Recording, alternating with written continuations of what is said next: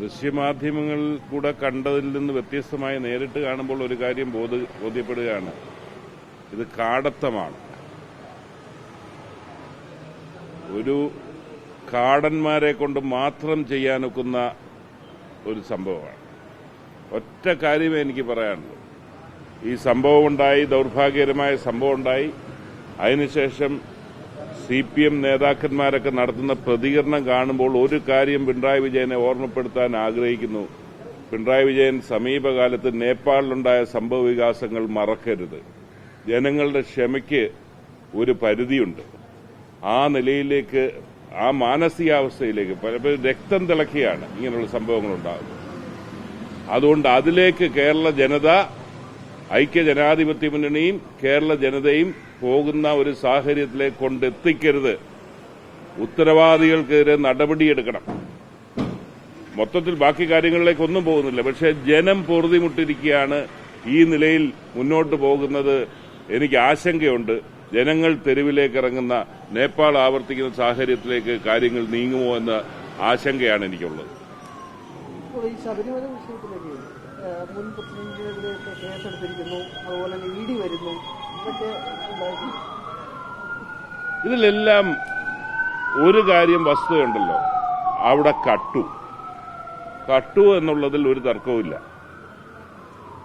ആരൊക്കെ ചേർന്നാണ് കട്ടത്, ആർക്കൊക്കെ പങ്കുണ്ട് എന്നുള്ളതാണ് ഇനി അറിയേണ്ടത്. മുഖ്യമന്ത്രി പറയുന്നത് ഗൂഢാലോചനയാണെന്ന്.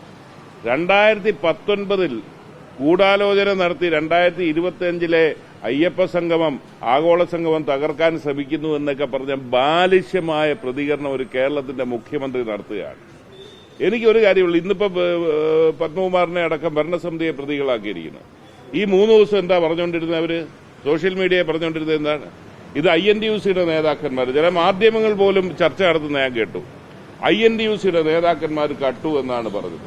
അന്നേ ഞാൻ വിചാരിച്ചു, പിണറായി വിജയൻ ഭരിക്കുമ്പോൾ, ആ വാസവൻ മന്ത്രിയായിരിക്കുമ്പോൾ INTUCയുടെ നേതാക്കന്മാർക്ക് യഥേഷ്ടം കക്കാമെങ്കിൽ ഇവരൊക്കെ വേറെ പണിക്കാ പോകേണ്ടത്. ഈ ഭരണമെന്ന് പറഞ്ഞ് പറ്റത്തില്ല. അന്നേരം ഓരോ ദിവസം കഴിയും തോറും ദുരൂഹത വർദ്ധിക്കുന്നു. എപ്പോഴും ഞാൻ പറഞ്ഞത്, സുരേഷ് ഗോപി എന്ന വ്യക്തിക്ക് പറയേണ്ടി വന്നു എങ്ങനെയാണ് കേന്ദ്ര ഗവൺമെന്റ് ഇവരുടെ രക്ഷയ്ക്ക് എത്തുന്നതെന്ന്. സുരേഷല്ലേ പറഞ്ഞത്. സുരേഷ് പറഞ്ഞ് എപ്പോഴൊക്കെ പിണറായി വിജയൻ പ്രതിസന്ധിയിലായാലും അന്നേരം ED വരും, ശ്രദ്ധ തിരിച്ചുവിടാൻ വേണ്ടി ED വരുമെന്ന് പറയുന്നു. ഇപ്പോഴും അതിന് സമാനമായ നിലയിൽ ED വന്നതുകൊണ്ട് ഒന്നും സംഭവിക്കാൻ പോകുന്നില്ല. ED വരുന്നത് പിണറായി വിജയന് സംരക്ഷണ കവചം സൃഷ്ടിക്കാൻ വേണ്ടി മാത്രമാണ് എന്നുള്ളതാണ് ചരിത്രത്തിൽ. മാത്രവുമല്ല, ഇതിന്റെ മുൻപ് കാലങ്ങളിൽ ED വന്നു, അന്നേരം ഒരു ഇരയുടെ പരിവേഷം അണിഞ്ഞുകൊണ്ട് പിണറായി വിജയൻ കഴിഞ്ഞ തെരഞ്ഞെടുപ്പിലൊക്കെ കണ്ടതാണ്. ഇരയുടെ പരിവേഷത്തോടുകൂടി പിണറായി വിജയൻ ജനങ്ങളെ സമീപിക്കുന്നു. പലർക്കും സിമ്പതി തോന്നുന്നു, പിണറായിക്ക് അനുകൂലമായി തോന്നുന്നു. ഈ നാടകം ഇനിയും കേരളത്തിൽ നടക്കത്തില്ല. എന്തിനാണ് പിണറായി വിജയൻ അമിത്ഷായെ ഔദ്യോഗിക വസതിയിൽ പോയി കണ്ടത് എന്നുള്ള ഒരു വിശദീകരണം പോലും തരാൻ തയ്യാറാകാത്ത പശ്ചാത്തലത്തിൽ ഈ നാടകം എല്ലാം, അതിനോടൊപ്പം മകന്റെ 2.5 വർഷക്കാലമായി പൂഴ്ത്തിവെച്ച EDയുടെ സമൻസും എല്ലാം കേരളത്തിൽ നമുക്ക് ചർച്ച ചെയ്യേണ്ട കാര്യം തന്നെയാണ്. പഞ്ചായത്ത് തെരഞ്ഞെടുപ്പും നിയമസഭാ തെരഞ്ഞെടുപ്പൊക്കെ വരാൻ പോകുന്നത് കേരള കോൺഗ്രസിന് മുന്നിലേക്ക് ചർച്ചകൾ പലതും പല രീതിയിൽ പറയുന്നു. നിങ്ങൾക്ക് എങ്ങനെയാണ് അതിന് സ്വാഗതം ചെയ്യുന്നത്? ഞങ്ങൾ ആരും ഇതുവരെ ചർച്ച ചെയ്തില്ല. നിങ്ങളുടെ അടുത്ത് ആര് പറഞ്ഞ് ചർച്ച ചെയ്യുന്നു? ഇന്നലെ അടൂർ പ്രകാശ് പോലും പറഞ്ഞു വരട്ടെ രാഷ്ട്രീയമായി. വരട്ടെ, അങ്ങനെ ഒരു സാഹചര്യം വന്നാലേ എന്റെ അഭിപ്രായം പറയാം. അപ്പുറത്ത് അവര് നിൽക്കുന്നു, ഞങ്ങൾ ഇപ്പുറത്ത് നിൽക്കുന്നു. അന്നേരം അവരിങ്ങോട്ട് വരണമെന്ന് അവരൊരു താല്പര്യം പ്രകടിപ്പിച്ചാലേ നമുക്ക് അഭിപ്രായം പറയാനൊക്കത്തുള്ളൂ. ഇല്ലാത്തടത്തോളം നമ്മളിത് വെറുതെ അതിനെക്കുറിച്ച് ചർച്ച ചെയ്യേണ്ട കാര്യമില്ല. കേരള കോൺഗ്രസിന്റെ ബേസ് വോട്ടേഴ്സ് എന്ന് പറഞ്ഞാൽ CPM വിരുദ്ധ വോട്ടാണ്. അത് അവർ തിരിച്ചറിയുന്നുണ്ടോ ഇല്ലയോ എന്നുള്ളതാണ് ചോദ്യം. കടലാസിൽ നോക്കിക്കഴിഞ്ഞാൽ കേരള കോൺഗ്രസ് കൂടെ ചെല്ലുമ്പോൾ, അവരുടെ വോട്ട് ബേസ് കൂടെ ചെല്ലുമ്പോൾ, LDFനോടൊപ്പം ചെല്ലുമ്പം അവർ വൻ ശക്തിയാകേണ്ടതാണ്. പക്ഷേ എങ്ങനെയാണ് ഫ്രാൻസിസ് ജോർജ് 1 ലക്ഷത്തിലേറെ വോട്ടിന് അവിടെ ജയിച്ചത്?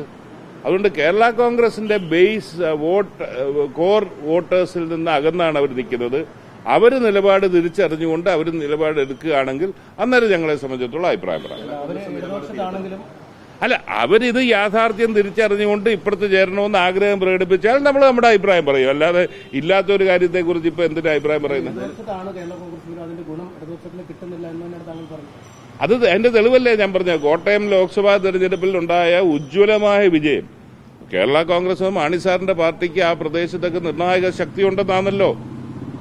അതൊരു യാഥാർത്ഥ്യമായിരുന്നല്ലോ. പക്ഷെ ഇന്നിപ്പോ ആ ശക്തി എവിടത്തോളം ക്ഷയിച്ചു എന്നുള്ളതിന്റെ തെളിവല്ലേ ആ പാർലമെന്റ് തെരഞ്ഞെടുപ്പിലെ റിസൾട്ട് എന്ന് പറയുന്നത്. അന്നേരം അവർക്ക് കുറച്ച് അവരുടെ കമ്മിറ്റികളോ പാർട്ടിയോ അപ്പുറത്തോട്ട് പോയി അവരുടെ അനുഭാവി, അവരുടെ വോട്ടേഴ്സായിട്ടുണ്ടായിരുന്ന അനുഭാവികളെ അവർക്ക് ട്രാൻസ്ഫർ ചെയ്യാൻ സാധിച്ചിട്ടില്ല.